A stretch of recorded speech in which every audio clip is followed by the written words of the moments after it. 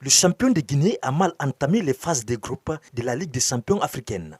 Opposés aux Algériens de l'entente sportive des Sétifs, ce samedi, les Rouges et Blancs de Matam se sont inclinés à domicile sur le score d'1-0. Et qu'est-ce qui n'a pas marché du côté de Orea? D'abord, c'est une concentration mentale. Ils n'étaient pas concentrés mentalement au niveau de la défense. Au niveau de l'animation offensive, ils n'ont pas su déjouer l'embuscade de l'équipe adverse. Parce que déjà, ils ont compris, l'équipe adverse a créé un surnom. Maintenant, qu'est-ce qu'il fallait?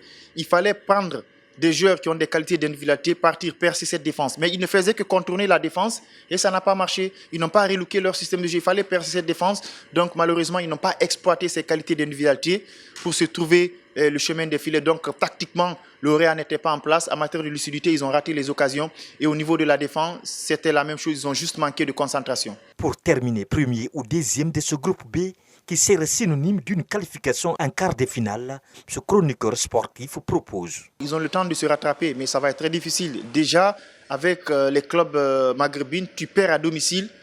Attends-toi à quelque chose, en déplacement, ils vont te battre.